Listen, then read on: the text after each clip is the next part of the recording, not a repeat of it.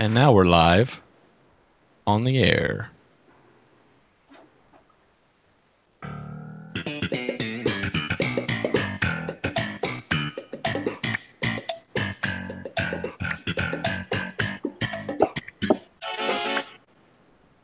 What's up, guys? What up? What How up? are you? So it's been like, what, 3-4 weeks since we last did this? Summer. Yep. Yeah, I Let's was go. away. I was away for a lot of it. You at the lake. Yeah, it was awesome. I'm jealous. Yes, that's what you use. Yeah, Zeus. Did you get that board from Rob? No, Oh, no way. yeah, he never sent it. Ah, It's still in his shop. That's why he couldn't make it tonight. I got it. he's hand delivering it. Yeah, yeah, he's walking over. Yeah, we had to find a time. Friday nights weren't working great for everybody. To Yeah, be so- honest, Friday nights are no good for me. Agree. Yeah. Not at 7:30. And then if we kick it to 8 or 9, that's way too late for you guys. You realize it's 10:30. That's what I mean. Even right now, it's 7:30 is late. We got Rustic Duck. Amanda's joined us. Amanda's in the house with service. Nice. With Okay. service. Man, Hey, Jenny Duke's in the house. Sacred Nice. Cinder. We're getting some I think we found a better time already. We got 9 Yeah, I think people. Monday nights are going to be better just because people aren't doing other things on a Friday night. Like yeah. going out and partying. Yeah, like having a normal life. How do I? Hey, if I'm reading the comments on YouTube, how do I shrink it so I can read more than just one comment at a time? You could pop it out. Yeah, there's a comment pop out. There's like 3 little dots. Oh yeah, Pop Pop out. out. Yeah. pop out chat. Boom. Ah, got it. Sam's in the house. Perfect. Man. What up? What up? What's on the agenda this week, fellas? What are y'all up to? Mac, you want to start? I'm doing it right now. This is it.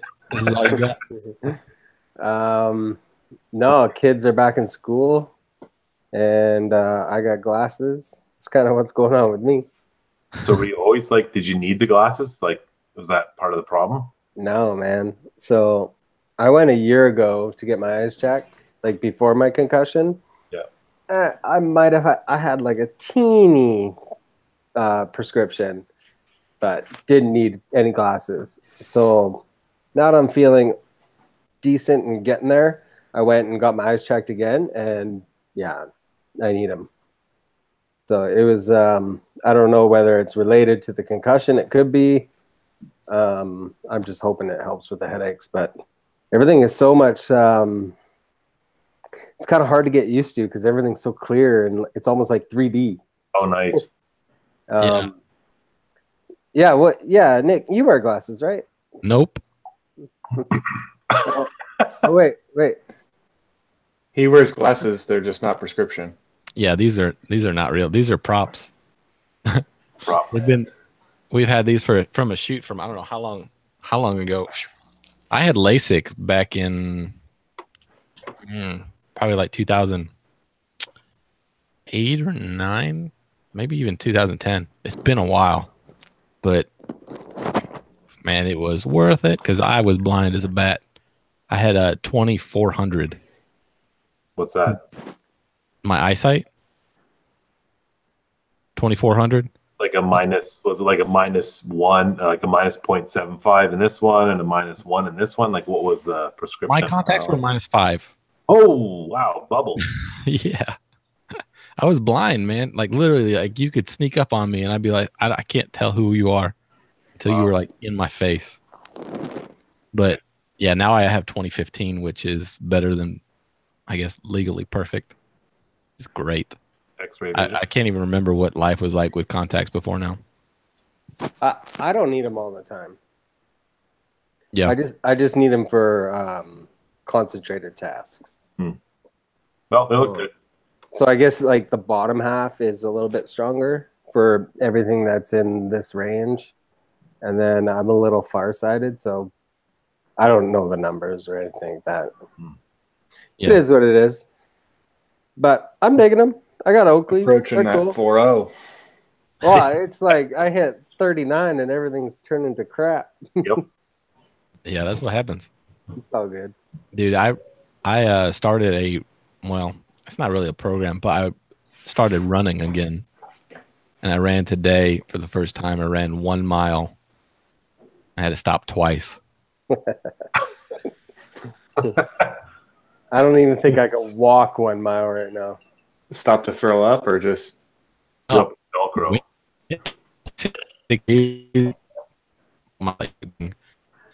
Man, Oh, next roboting. do what? You're roboting. Oh, it's probably my internet. It's been a little bit weak today and yesterday. Hmm. I don't remember where I was. You You're were all- something about running. You had to stop running. Oh, I had to stop running twice because I was so winded.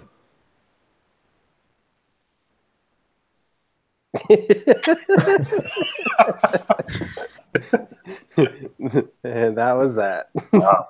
Good story. Yeah. Nick, what are you up to? Besides trying to breathe. Oh my god. I can't hear anything you're saying. Oh. We ooh we ooh go It's got to be the host. It's got to be that host. Let me. This is looking like. Oh, there we are.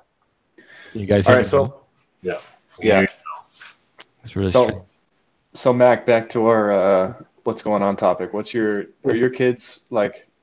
Are they riding to school? They walk to school? Do you get them there? School Nah. bus? What's your routine? Man, so right outside this window, that's our school. Nice. So I could literally just sit here and watch them go to their class. But I walk them over. Nice. Yeah. We're pretty lucky. It's literally like 2 minutes behind me. Nice. Yeah. Sean, you've And- got 4 kids. I got 4. And So what do you got? Like 1 in college and 1 in preschool? How long did you spread them? Not quite. My oldest is in grade 2, and so because I don't have a job, I'm taking him to school. So it was actually kind of nice the very first time I got to take him to his first day of school. Not something that I would normally get to do for, if I was working, right? And so I've been taking him to school in the morning, and actually this morning was nice. I was able to go and stop off at Windsor Plywood, go see Colin there, and hang out and shoot the shit for a little bit. And then my second oldest, she's in kindergarten, and then next week I believe my third, she goes to preschool. So yeah. Take advantage, man. Yeah. Enjoy it while you have it. Yeah, for sure. Absolutely. Outside of that, though, maybe just continuing on what's going on. So finally, I've been able to have some shop time. And so that's been awesome. And I was going to share a comment that I actually just got on my latest post, which I thought was kind of a little kinky. So I don't know if YouTube's going to allow it or not, but so the poster is Tasty Juice. Oh no, sorry, Tasty Justice. It actually was funnier being Tasty Juice reading the rest of it, but anyway, Tasty Justice, like really hoping you're going to post a video of the board being oiled. I bet it'll be so satisfying to watch. Who doesn't like a good oil video? Anyway, but it's been really good to get back in the shop and just, even if just some, charcuterie boards, just getting something accomplished has been really nice. And yeah, I think I'll be oiling up the boards tomorrow because the epoxy is going to cure on that other board that I'm doing. And yeah, it's been fun. Are these projects that were on the back burner, or are these just things that you're wanting to do now that you have a minute to get them done? Well, Rich Rustic Design by Rich, he sent me 3 boards of kind of the charcuterie boards that he was doing, and he just sent me 3 boards to try. And so I was in the garage and I'm looking at wood that, what do I have in the garage? Because I really don't want to spend a whole lot of money on wood right now because I don't have any client projects, although I'm quoting for a couple right away here. And so I thought, well, hey, I've still got this nice board that's sitting here. And I thought, well, I haven't done an epoxy pour in a long time, and thought, hey, I'll just do this. And the Canadian flag, obviously, I have that. I think Rob would argue that he was probably the one to first do the Canadian flag or an inlay pour on a charcuterie board. I don't give a shit who first did it, but you know what? It's been fun, and I think it turned out really well. Besides that crack. Because I'd say it was about 25 minutes that cured, and it cured so fast that it just split. And then I was thinking, okay, well, while it's curing, it's like I'll just stick some more epoxy in it, and it didn't work. So I just kind of just waited and then filled it in yesterday. So Cool. Sean, aren't you working on a dresser too? So yes, I am working on a dresser as well. Thanks for reminding me. I need to get some molding for it because I don't. I'm just kind of, and that's a fix this or build that. It's a Brad plan, and I ran out of Cove molding, so I need to go get some more, and that's pretty cheap. So I can. I'm going to pick that up later this week, and I'll get back to that. I kind of a little bit of, I think, ADD when it came to some of these projects, and it's just like, oh, this is an idea, and this is an idea, and I just wanted to just be in the shop and be in the now, and didn't really matter which direction I went. But yeah, I'll be getting back to that as well. Very nice. Yeah. What about you, Taylor? What are you up to? We are very similar. We went back to school about 2 weeks ago, so we're getting that going with TK, which is transitional kindergarten, post pre-K, not old enough for kindergarten. So that's been fun, and we just enrolled my youngest into preschool, so he'll be starting to go to that. I think he's going to start tomorrow. So that's been fun. And then in the shop, I kind of got 3 projects going, finishing up the bed. Finally got a chance to return those legs, so I was working on those today. I'm doing the reclaimed cedar dining table. I'm waiting on a couple of the C channels that I ordered to come in, so I can make sure that the top is nice and flat before I put those breadboards on it, and finish that up. And then I've been making a couple of Brad Fix This Build That's plans for some shop organization stuff. I'm kind of breaking down my current miter station, and I'm going to have the miter stand and then do the flip top cart so that I can do my planer on one side, and then on the underside I'm going to make a router table. Nice. So tackling some things that I don't currently have or need the space for. So, Man, you know what I've been thinking? no. I'm thinking about getting rid of the miter saw station.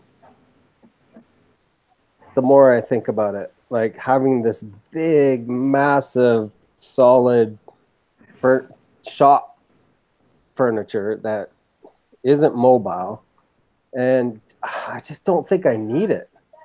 Like, for what I use the miter saw for. Like, I'm thinking about just making a real simple, just stand that the miter saw sits on, and having a couple fold-out wings, almost like Brad's cart, but a little different.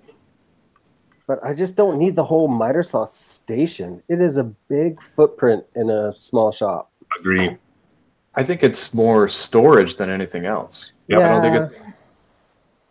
Yeah, I agree, but the way the whole big, like, I don't know, 16-foot miter saw station is, there's way too much horizontal spaces for crap to gather. And then when you need that miter saw, you end up spending 5 minutes to clean off that flat surface.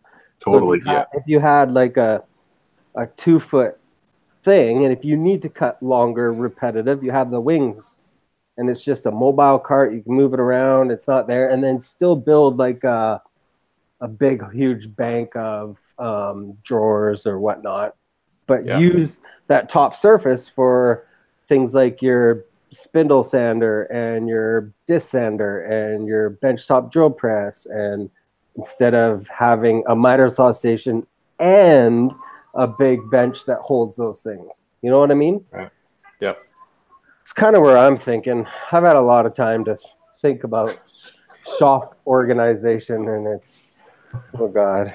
I go, and now that I've learned SketchUp, I go through so many different renderings of shop improvements. But I think I'm going to get rid of the miter saw station completely. Taylor, are you going to have a fence or no fence? No fence. So no, but I am going to do a T-track in the center and then do a stop block on it. And I'm going to route out just a little bit of a channel. So I have a measuring device and a stop, but not a fence. I don't even like having the idea of a T-track, because I don't think that thing's just going to get full of sawdust, and you're going to end up having to blow it out in order to move that stop. Like, do you see David Picciuto's latest video on YouTube? Yeah, so he has it. He got rid of his fence and put the T-track. I just think that's just going to get full of crap, and you're not going to be able to move that stop block. I would agree with that on a miter station, but if I'm doing what I'm supposed to be doing and putting the wings down and putting it away, it's not. That's true. Yeah, totally true.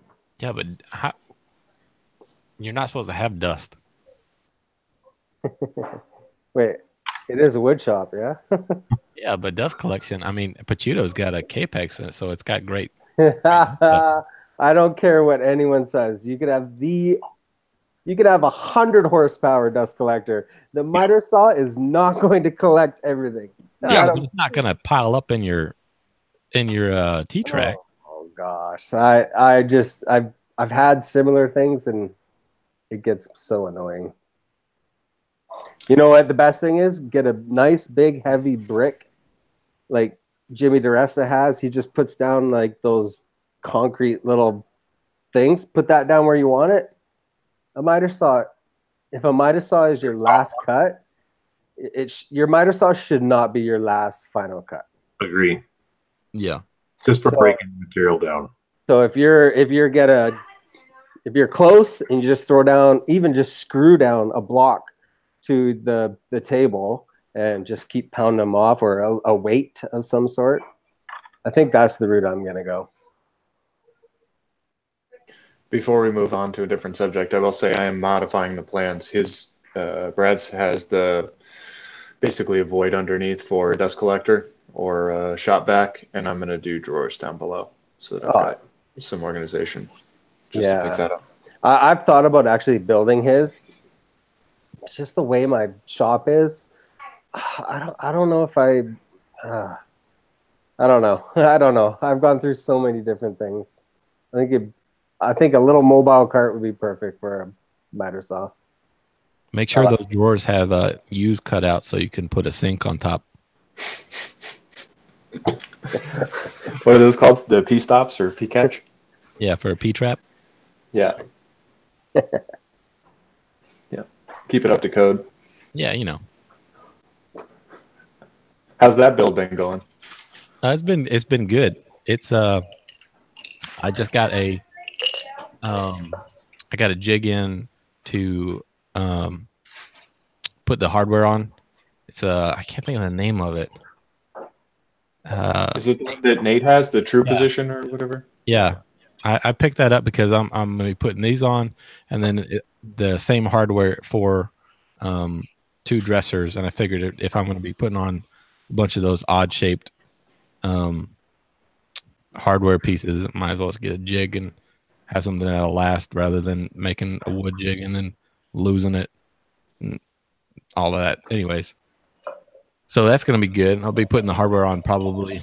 Well, I should do it tomorrow, but the hardware that they gave me, it only came with the short screws, and that's no dice. I got to go pick up some longer hardware for it, and then I'll be putting those on so I can then take everything apart and sand and water pop, stain it all, and get some finish put on it, and then it'll be done. But the great thing is, I only have to cut a hole for the drain, and I'm just gonna wait until I completely finish it, and then I'll cut the drain hole, and that's it.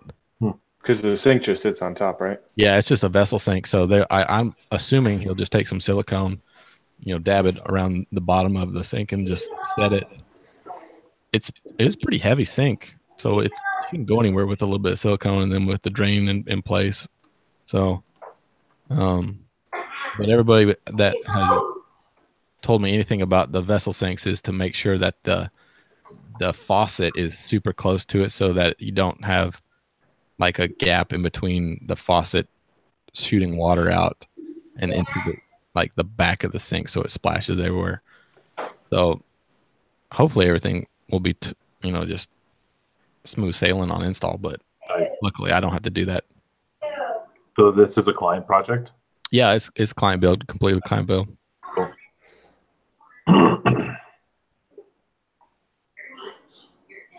Sleds are best. I haven't built one yet. I've been thinking about it, but I don't know. They're easy to do, and I've got enough material I could probably bang one out pretty quickly. I put it off for a long time, and I mean, having done one now, I do want to redo it and make one with a track in it so I can do a bevel cut with the track and stuff like that. But it's been great. I love it. I'll use it as much as I can. I think it's so much safer. Oh, there's Rob. Too good to join us live, apparently. But he can. Nick Ferry's crosscut sled is pretty awesome. Yeah. It does everything, and he's got a little attachment that does like miters. Yeah. Mm-hmm. Pretty awesome. Cool. Nick Ferry, what is it? Table saw sled. Mm-hmm. Just type in Nick Ferry. Variation of his and somebody else's.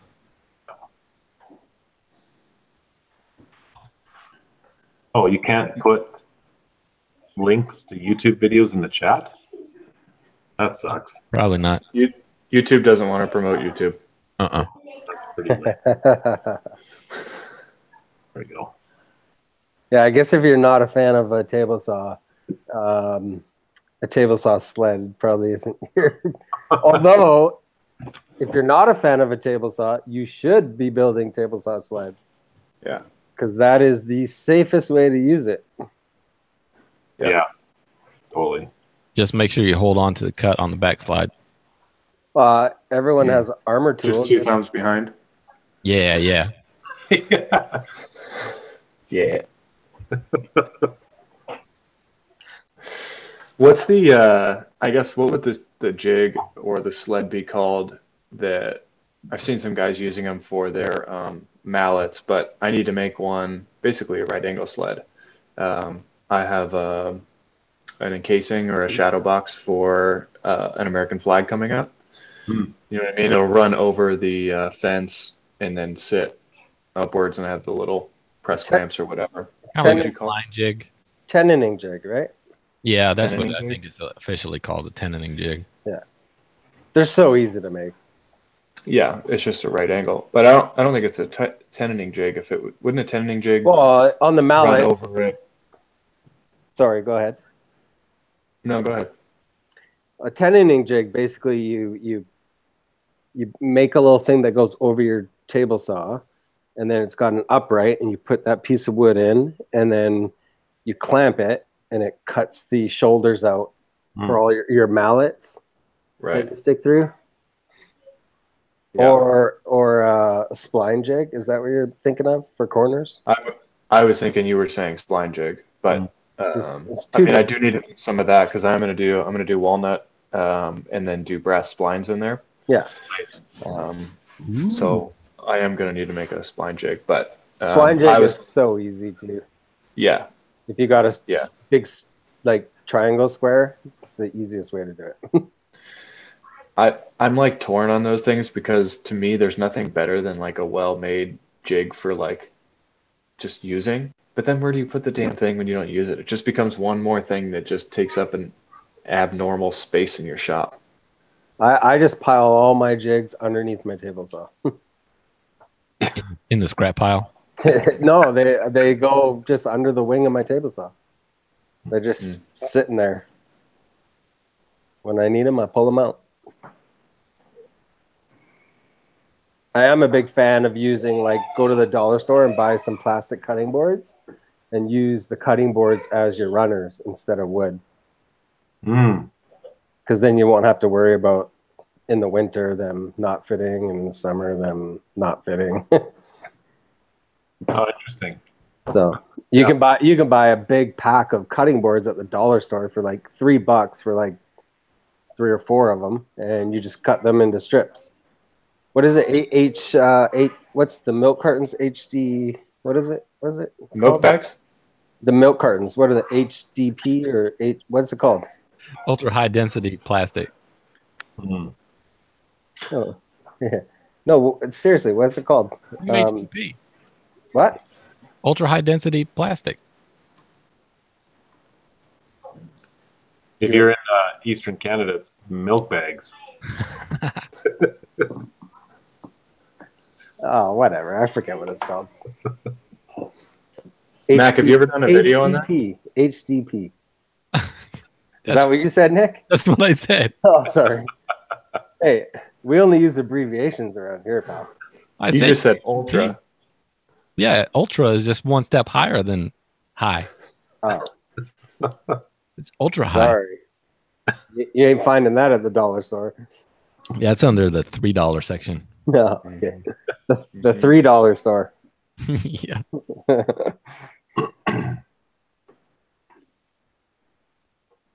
Take the thingy and put it with the kicky.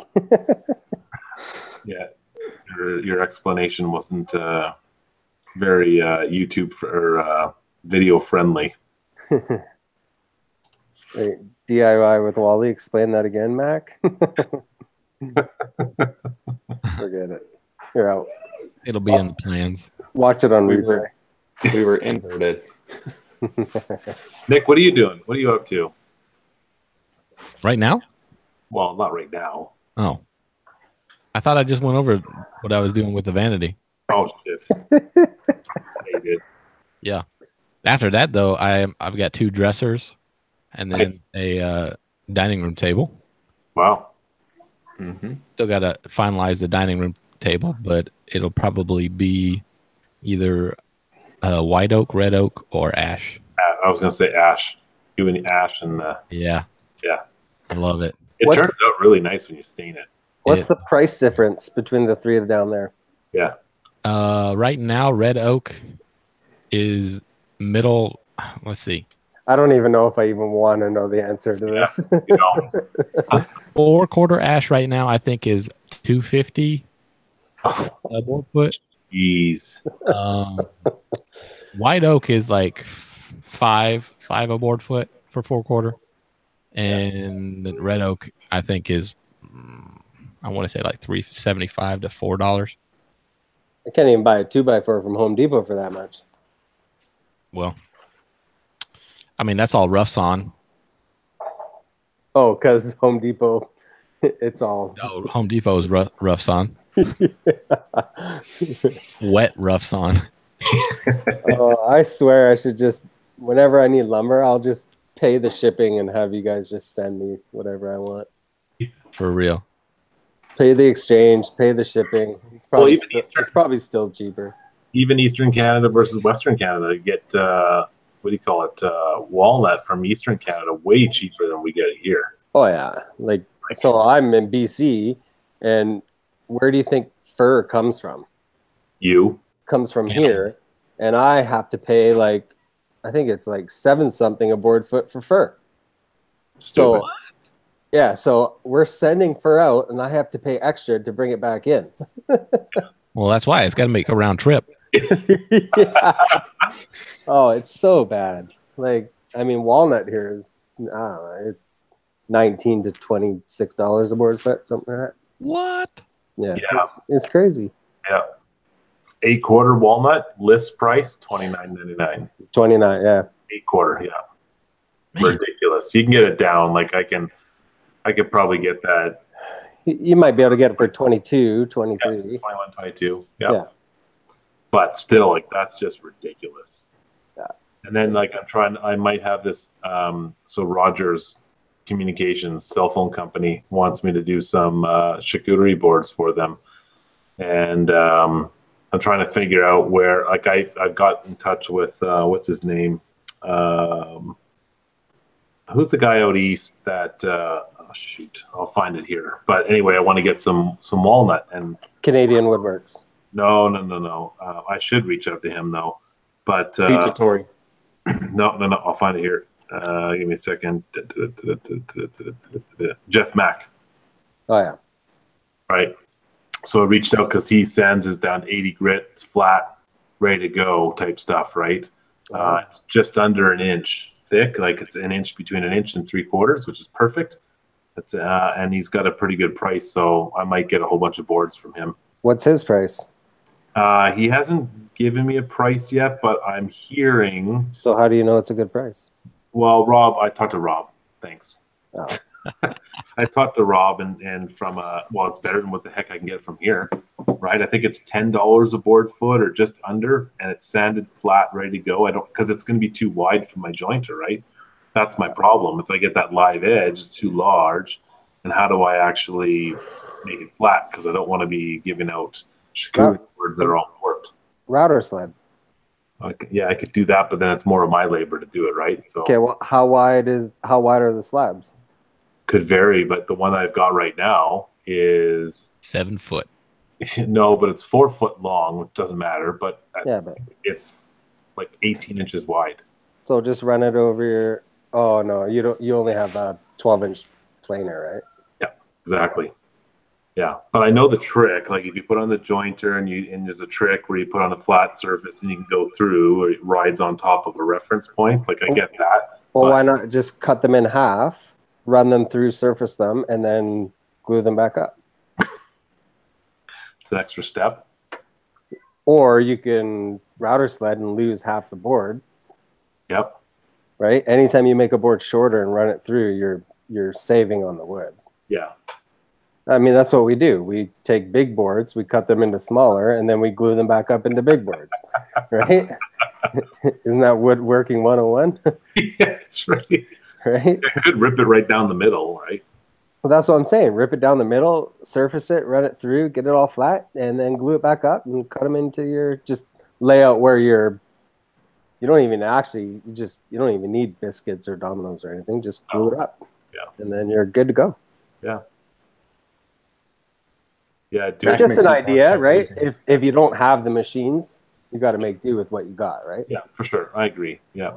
Or you take that big board and you run it through a router sled, but the bigger the board, you're going to be taking off a lot of material. Mm-hmm. Mm-hmm. So if you cut it into smaller, and then worst case, you glue it back up into a bigger Or board. if it's a good price, I just get it sanded and flattened for me already. I was just going to say that. Or take it to your local shop and getting good with any mill works place. That he would flatten stuff for me. Yeah, there you go. So, So they probably have like a 4-foot disc sand or a drum sander and all that kind of stuff, right? absolutely. Yeah, Take it them, spend $80 to get it all surfaced, and you're good to go. yeah, exactly. Small shop, first world problems, pal. First world shop problems. Yeah, yeah. I can't even.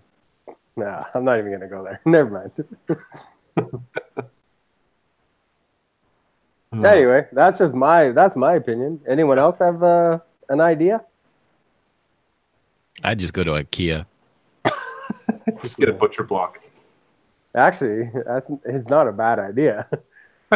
You can buy a butcher block from there for way cheaper than you can make one. Yeah. Yeah. Just do an inlay in that. Mhm. Should do it IKEA hack with an inlay in one of their butcher blocks. Yeah. They're actually. Out of it.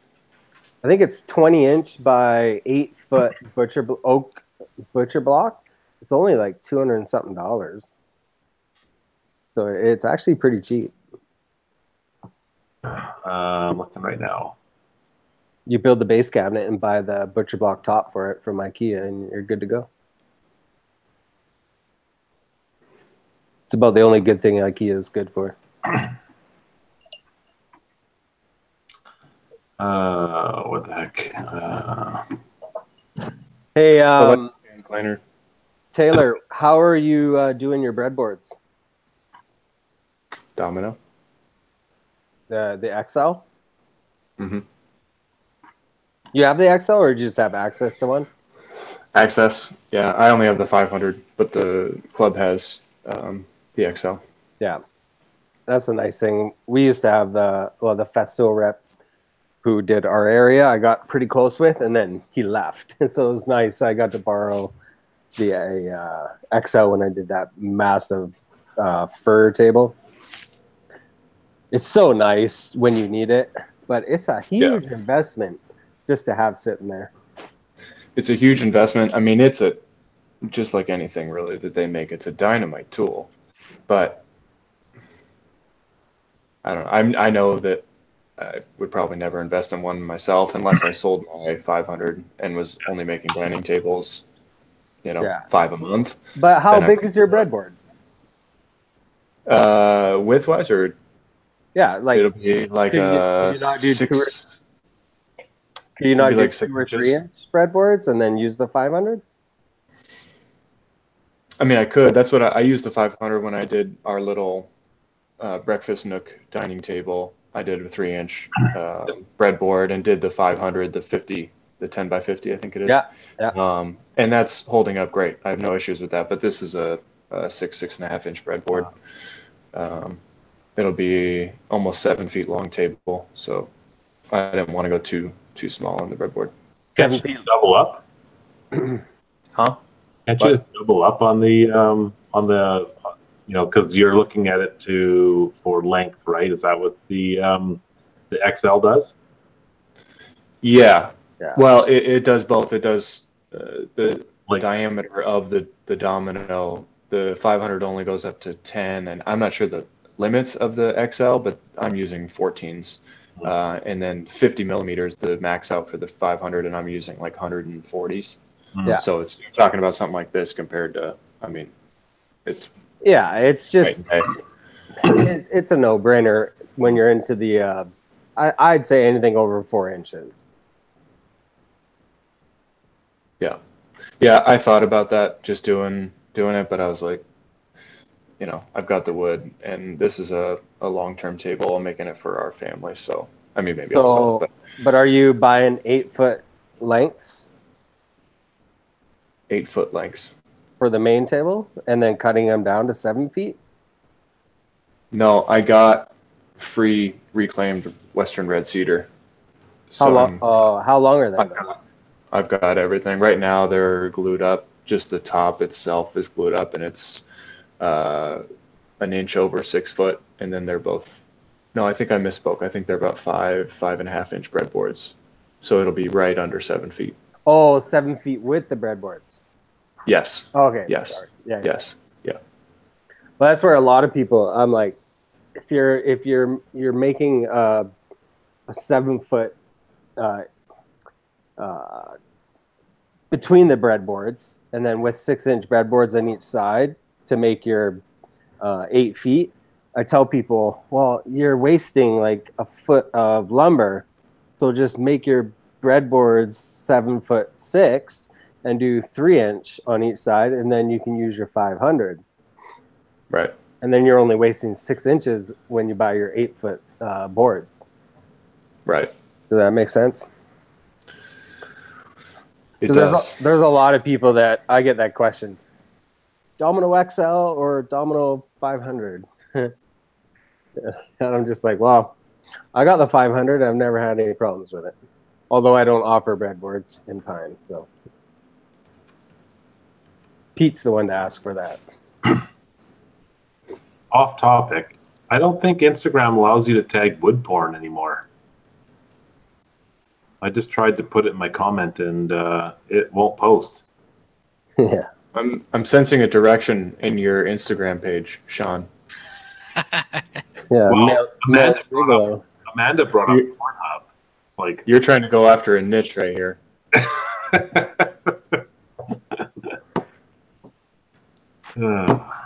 Ben has a good comment there.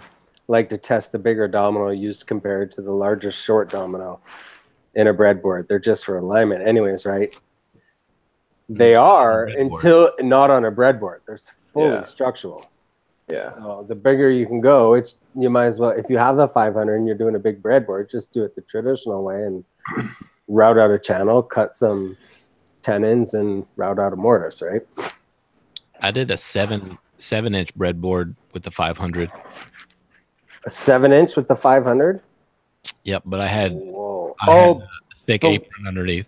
That's what I was gonna say. Was the base? Yep. Holding that? Yeah. Then you're okay. Yep. Yeah. It had, in that case, no it's more just alignment. support. Yeah, no structural support problems because the base was holding it. Yeah. Then you're fine. Yeah, you could do that. But if you're doing a trestle, good luck. Yeah. I am doing trestle. Yeah. So you want the structural of the domino. Yeah. Or the tenon or whatever you want to call it. Yeah. Yeah. Cool. Yeah. First time working with cedar. Smells good. It smells nice. It's definitely a softwood. I mean, it gets nasty. Oh yeah, it gets nasty, but it's not bad to work with. It's just kind of dusty. Oh yeah, and you're gonna have to clean your blades like so much. Yeah. The pitch that gets on there after using cedar for cutting cedar all day. And fir too. Right? And fir. Any softwood. Even red oak gets a little pitchy. Yeah. Oh, you know what gets really pitchy? American Idol. Purple Sean singing in the bathroom. Purple Heart. That's the worst. Oh, really? Oh, yeah. Oh, man, I've got a big chunk of Purple Heart. I'm just waiting for something. Cut that up. You'll see pitch. Yeah. The only time I've used it was on a mallet, so it was a very small piece. I didn't use Purple Heart much. It's toxic. The dust is like super toxic. Like I know. I heard it's like MDF. It's so bad for you. Yeah. What do you guys wear for respirators? 3M. You guys don't have what's it called? RZ. RZ. I can't stand it. I didn't like it. I wear the RZ for my day to day. I like the concept of it, but what I found is that when pinching the nose and wearing glasses ended up fogging my glasses all the time because the exhale didn't actually go through. And maybe I was wearing it wrong. I don't know, but it was always going up, and the glasses were always fogging up. Whereas the 3M, I never get any fog up, and I just put the dang thing on and just wear it, which ends up when you see my stories, I get the lines on the face, right?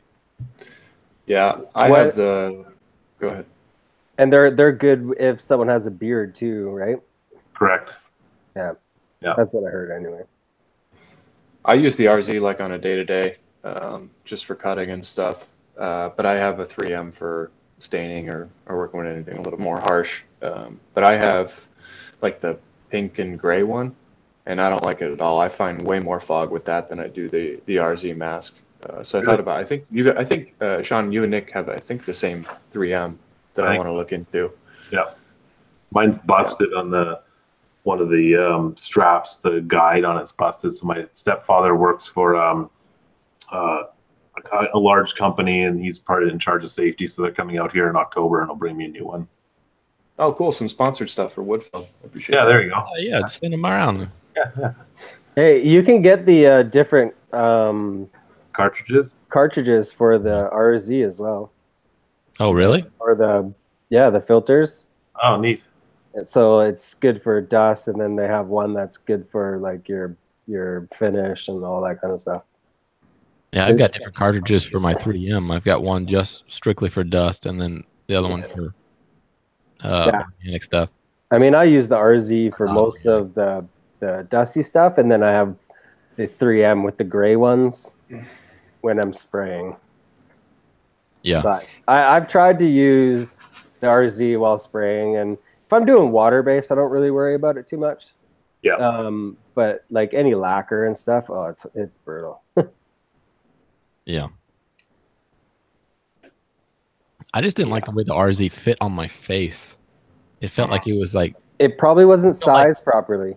Yeah. well, I got what they recommended. I can't remember how the sizing chart thing was. Yeah, but you have to take a measurement around this way or something like that. yeah. I can't remember what it was, but I went to the T by what they recommended, and it didn't fit me right. It felt like I had somebody like trying to, like a really weak person was trying to smuggle me or like, smother me. The thing I like about them is that when I'm not using it, I just put it in my back pocket.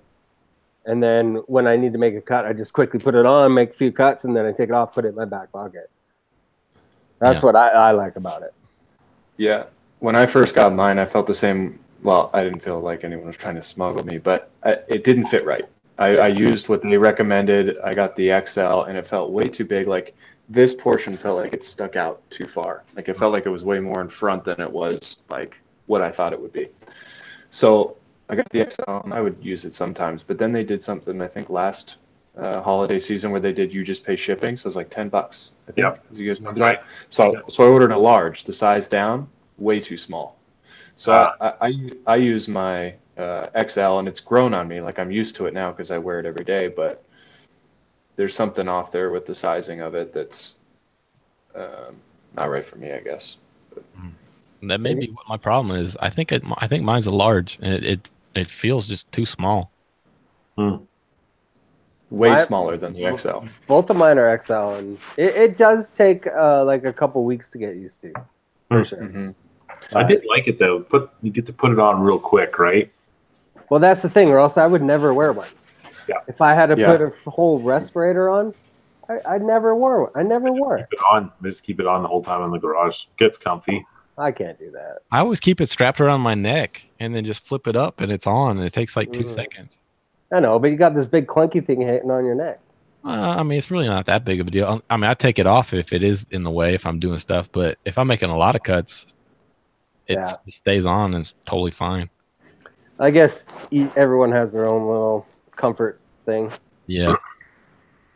I mean, a lot of people just wear a bandana. Yeah. So, or just go like this. Or this, yeah, exactly. That's right. I've done that a few times. Like, who hasn't? We all have. Right? You got to make that one little cut of MDF. Oh, and then you take it off and breathe it all in, anyways. Yeah, exactly. Yeah. Cool. Yeah, I'm gonna die at some point. We all are.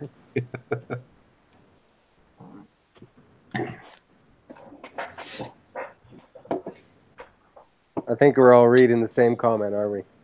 I see it and it's long. Yeah. There's a big gap there, and I'm like, I look at everyone. Everyone's looking at the other screen. I've thought about trying going back to the RZ Mass, the 2.5. I have the 2. So Mac, I know you have the 1, which is more like a neoprene, and then it went into a cloth in the 2, and then the 2.5 is the same as the 2, really, but it has the overhead strap versus the 1 Velcro. Yeah. And I thought about that now that I'm used to it, because I don't take it off too much. But I do feel like the strap in the back tends to ride lower, and it just ends up just not being kind of uniform. So I thought about trying it.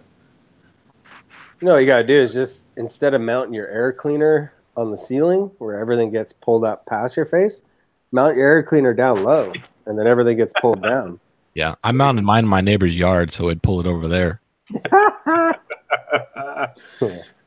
Which worked out well when you were pulling the 220 from their garage, and it's a deadly cycle. Just pumping your dirty air in and pulling his energy out. They get our mail, I get their electricity, it's a good trade-off. Just junk mail. Yeah, it's all just junk mail anyways. Here, you throw this away. Yeah. Harbor Freight, a sale? I bought my dust collector from Harbor Freight. Is that the one that I saw? Yeah, Me too. I've had it for like 3 years. Yeah. And then I got the wind filter that goes on top. Hmm. And it still was about $1,000 cheaper than anything I could buy here. Thing's awesome for a small shop. Yeah. Perfect. Yeah. I only have one blast gate open at a time. It really only goes to 3 tools. So Mm. Yeah, I've been happy with mine. I'll continue to scour Craigslist for something more long term, I guess would be the phrase, but I've been happy with it.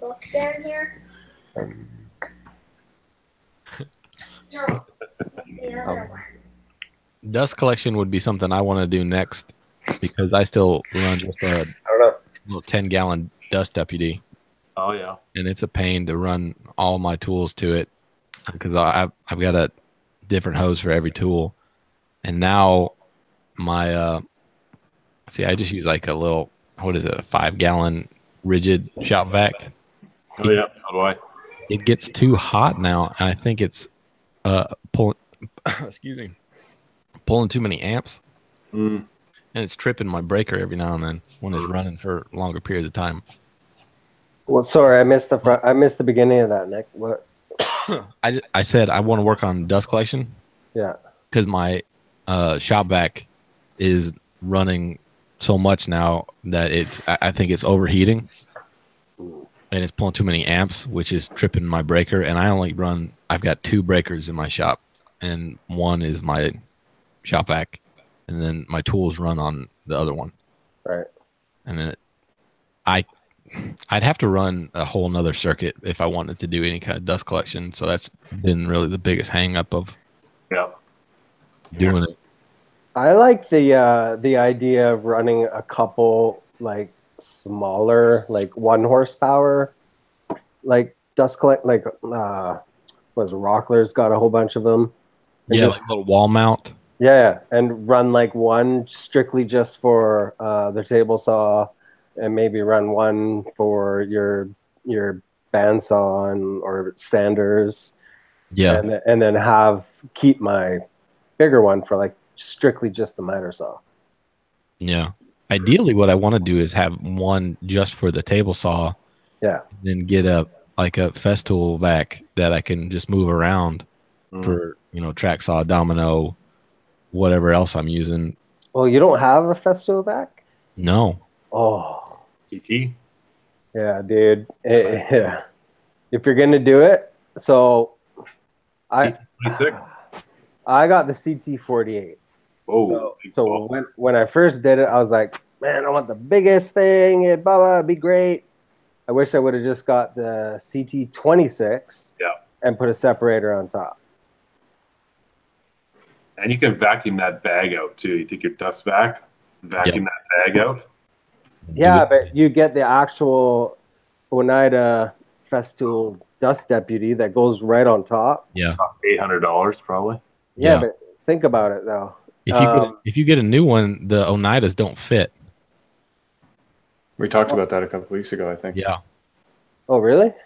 Yeah, the Festool makes their own now. Yeah, that's what I'm talking about. But they are affiliated with Oneida. I think it's called it's like 3 times the price of what the old ones were. Well, it's only $350. But if you get the smaller vac instead of getting the bigger one, you're saving $500. Right. Right. So I got the big one, and then I have no need for it. And the CT26 is the same power as the CT48. Just a lower capacity. Same hoses, same everything. You just can't do the mini or the MIDI or whatever. Right. So if I were to do it all over again, that's what I would have done. Because I run a separator off of it externally now, which is a pain in the ass. And then you buy the reusable bags that are $250. Jeez. Festool just gets you. Yep. Coming and going.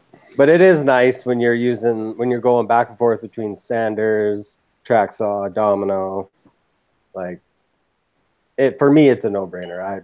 I'd buy another one in a heartbeat. Or if you do a lot of client work, it's really good too, right? So specifically, if you're say sanding somebody's let's say you're doing a refinishing job in someone's house, right? Well, then it captures all that dust, right?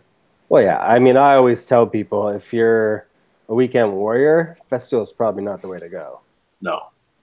unless you have the money to do it. But if you're any sort of doing it for business, I mean, you can't beat it. Yeah, I would agree. Although Bosch is coming out with some really good stuff. Fraction of the price. Yeah, I don't know about fraction, but a little bit less. You have a small fraction. I mean, I have the RO 150, What's that? the big dog, Rotex.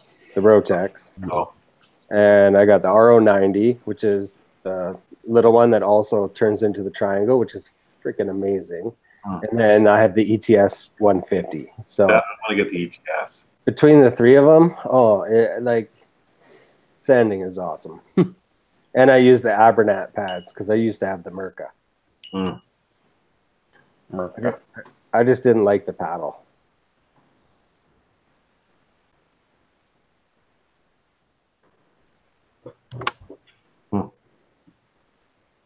Anyway, yeah.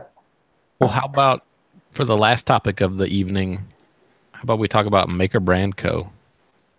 Have you guys seen Ben Ueda, Mike Montgomery? I guess Chris Salomone's in on it too. Yeah, it's those three. It's the Modern Maker. Is it the Modern Maker guys? Yeah. Yeah. They've come up with a brand of finish. Oh yes, And I saw that. clamps. Yeah. Let's do that. Let's do that, and then second to last, because I want to catch up on what's on your Amazon page. And What's then on my Amazon page? I don't want to let an episode go by where we don't plug it. Oh, okay. Yeah, no, I just added something today. I'll go take a look. I actually just got I got a letter or an email from them last month for August that I did not perform very well. Really? They give you a letter. Yeah, well, they sent me an email and they're like, "Hey, do better, huh?" Really? Kind of. I mean, in better language, but yeah, they're kind of like, "Hey, step it up, or we might revoke your influence status." Brutal. Yeah. Insert pep talk here. Right. But no, I don't care. Yeah. Maker Brand Co. So Isn't it I called- didn't know they were coming out with finish.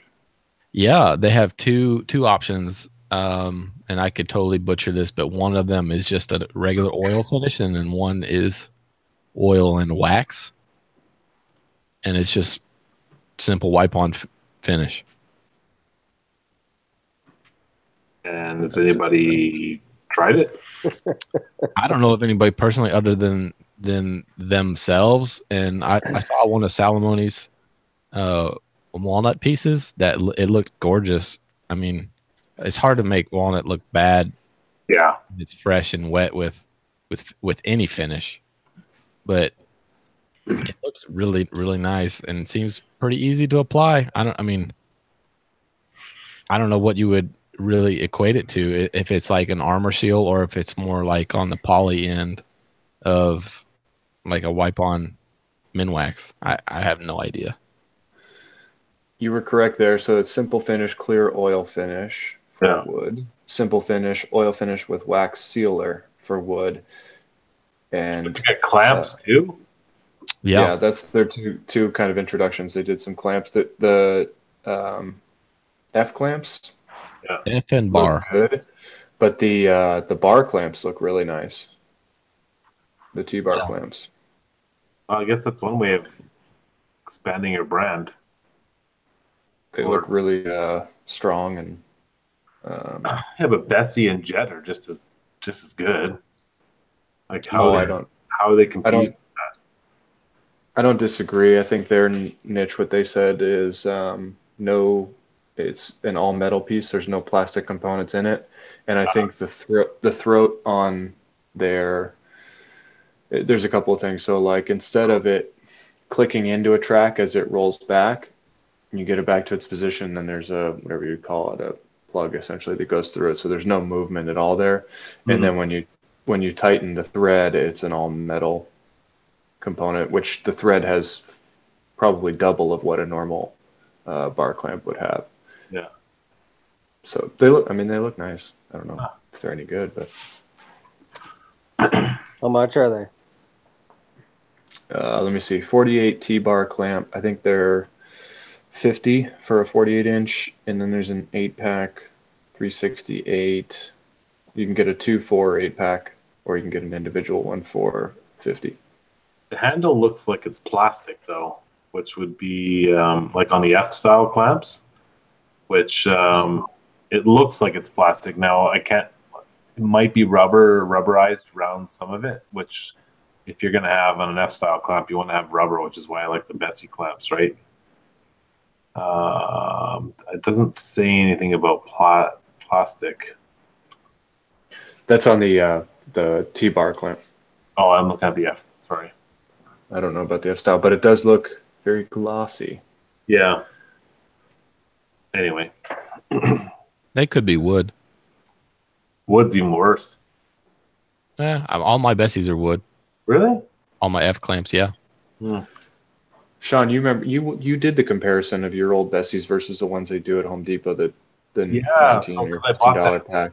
I bought that 4-pack, which they come out at Christmas. So the throat is not as wide or it's not as deep, right? So, and it's also wood, right? So you can't, unless you wear gloves or whatever, you can't really crank on them. And I guess the thing is, you really need to crank that much on clamps, right? But I really like the next step up with the Bessie ones that have the deeper throat and has also the plastic grip as well, or not the plastic, but the rubberized grip, so you don't have to really use gloves. You can just, I guess it's a couple bucks more, and you're paying for, I think, a better clamp. But Just dip them in Plasti Dip. there you go. I have mine all wrapped with baseball bat Oh, tape. that's cool. Smart. That's using the old. You just buy a $10 can of Plasti Dip and dip them all in there, and you're good to go. Boom. I left them as is, and I just turn them until they're tight. So do I. I've seen that's not a bad idea, Mac. I never thought of that, but I've seen Nick's, and I'm sure it works well. Mm-hmm. Grip and rip it. Grip it and rip it. Now, I used to wrap all my warm-up wooden bats. Like you would roll the tape and then do like a really loose wrap, and then you come back over and do flat wrap. That's why I put it all on my clamps, and you can really grip them pretty nice. I haven't wrapped my bat in 10 years. Sean, save us. Oh, Lord. So these 3 guys. So And on that note, I think No it's foul balls in this house. I think it's pretty cool what these guys are doing. But it's like, I don't know how, like, for them to compete against like Jet and Bessie, it's like, that's tough.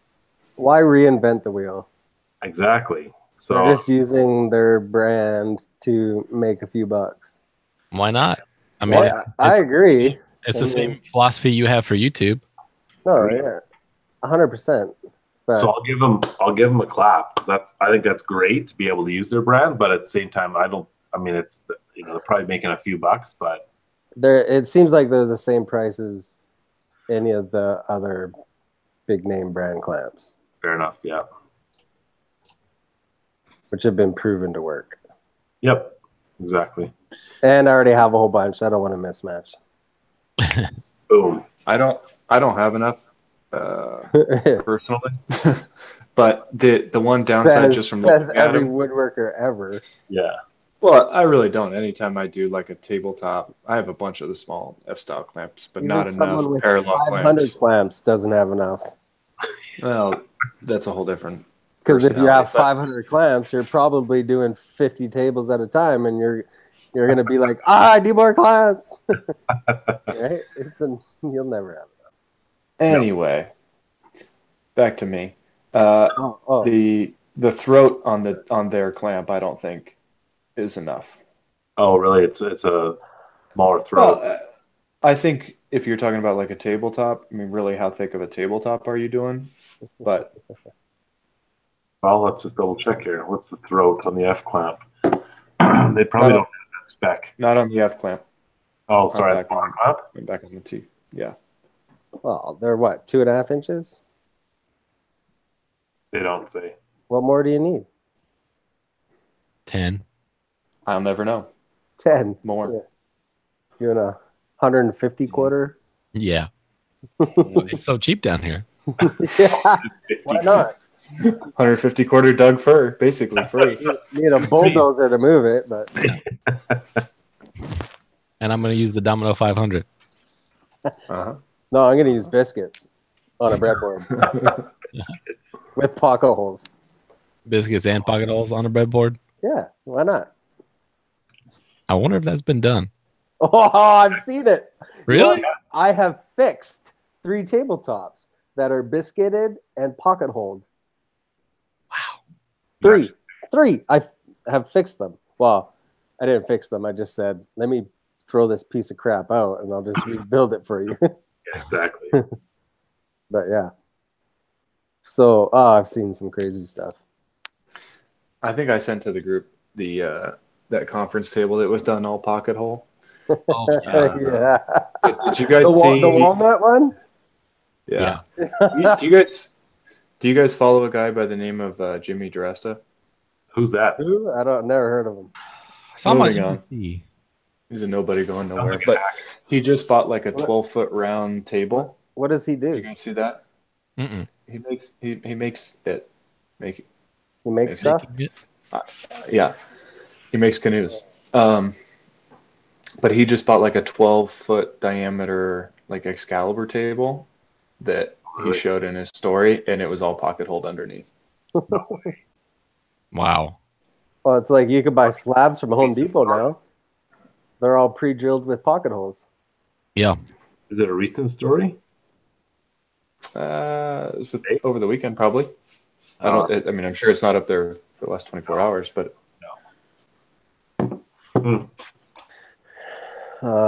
Good old Anna White. Hey, that's how I started. I don't do that anymore, but Yeah. Ryan's got nothing to say. You're off the channel. Get out. No, I got nothing against it. You just have to get past it. You got to learn and then move forward, right? That's the key. Some people don't. My first table was not built with pocket holes. Now, what if I were It's to not much better than that. make a tabletop and pocket hole it, let the glue set up, and then take the screws out? What do you think about that?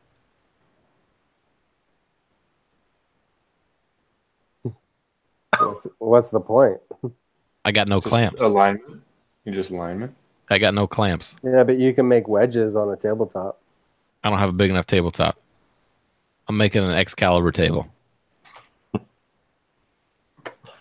Hold on. So you're just using them for clamps? Yep. I guess if you have to, go ahead. And then what? Then you take them out. And then what? Then it's just a normal table. And Glued up. then And then? And then? No, and then. Come on, go ahead. I don't know. I think if you're going to build a table, go to Canadian Tire and pick up some cheap clamps. what's a Canadian Tire? Yeah, and it's like Harbor Freight. I know, dumbass. Well, I know you know, but no one else knows. I know what Canadian Tire is. Yeah, a tire that is on a car in Canada. Yeah. Oh, buddy.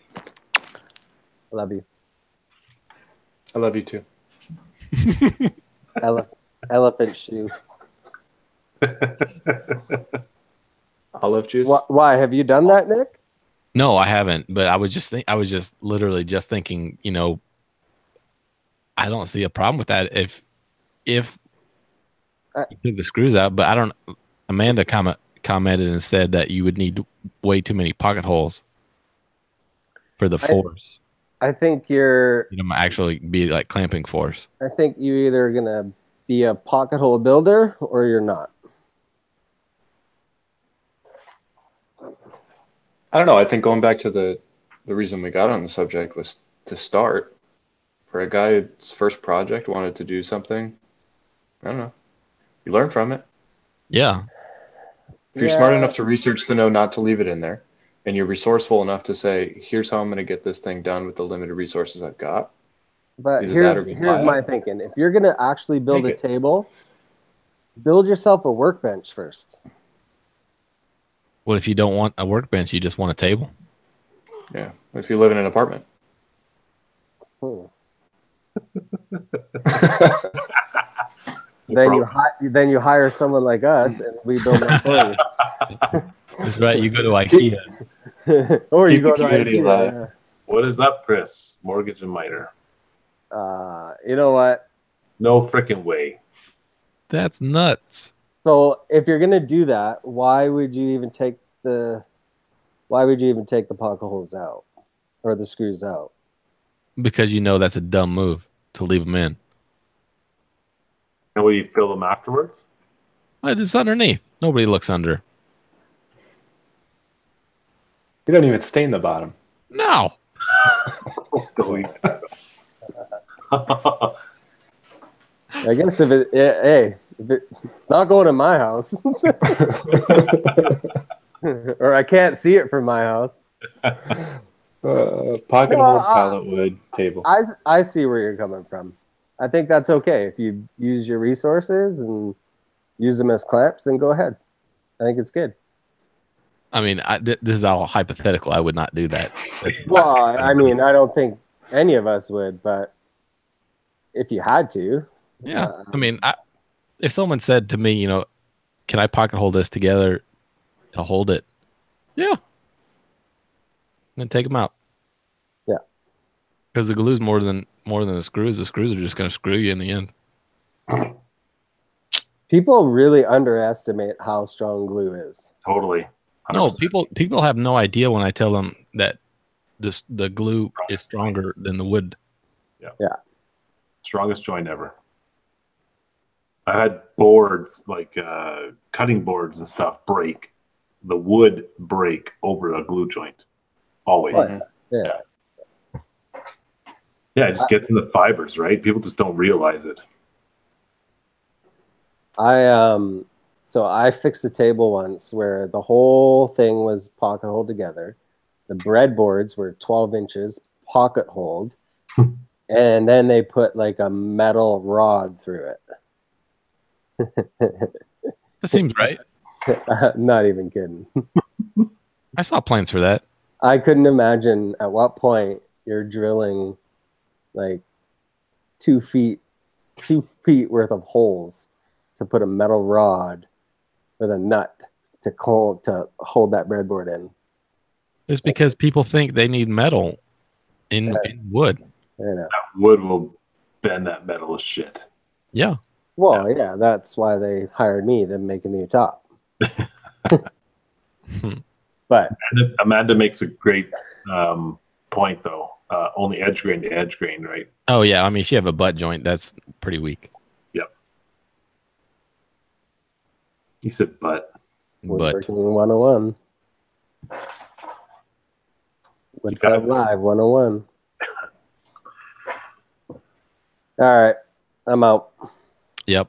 Yeah. Good idea. We gotta keep these to an hour or so. Yeah. We did pretty good. We're good. Yeah. What are you guys watching right now? Let's end with Seinfeld. that. Like, what's caught your eyes in the last month or so? Sorry, I'm putting everyone on the spot, but You talking about TV? Or are you whatever talking you about want. TV, woodworking, YouTube, Instagram, TV shows, whatever. What are you watching right now? Dynasty. Duck Dynasty? No. Gleek, no matter what, says Dynasty. What's Dynasty? An old show from the Yeah. 80s? Duck Dynasty? No, 90s. No. Watching that new Jack Ryan. It's actually pretty good. Oh yeah. Yeah. Yeah, I thought about watching that the other day. Yeah. I didn't, but I thought about it. Yeah, we just started season 2 of Ozark. Oh yeah, that's good. Dark. Super dark. Awesome show. Yeah, that Nick Key guy's got a vlog. It's okay. Oh, yeah. Man. It's on a break. Yeah, I'm on. We were on a break. I just Yeah, it's been on a break. man. It has been long since I've had a vlog. I have this idea just brewing, and I just have not had time to film. Those damn weddings. I know people be getting married, and then people wanting vanities. Jeez. It's like getting paid for work or something. Gee. Kind of. the nerve. Hey, Ooh, man. what do you guys think about this? I'm thinking about making a double plywood sink. Why not?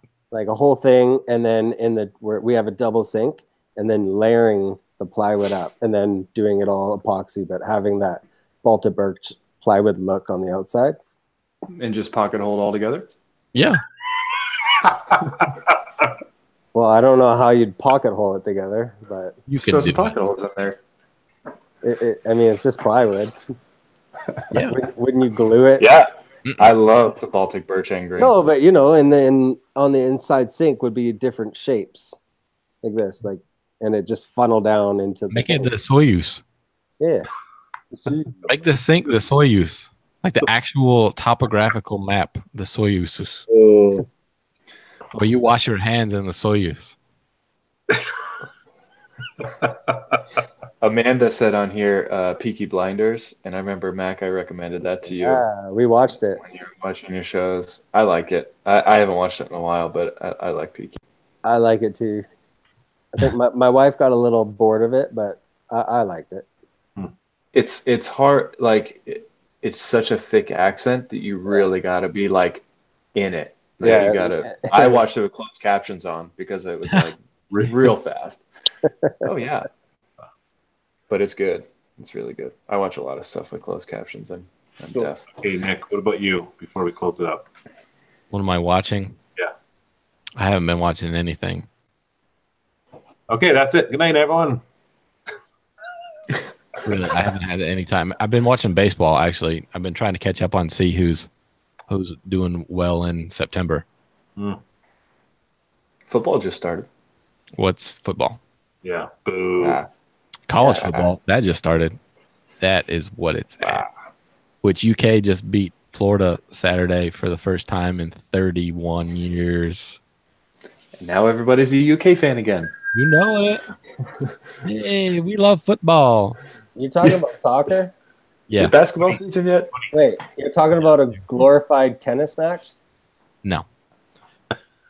Every time, basically every year, everyone gets hyped about the UK football team, and they'll win a couple games, and then they'll lose one, and then everyone's like, we're basketball town. Forget football.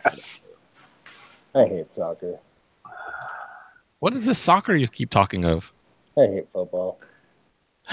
We're in America here. America. America. Okay, guys. Okay, I'm out. Yep. I will play us out, and then we'll be done. Good night, everybody.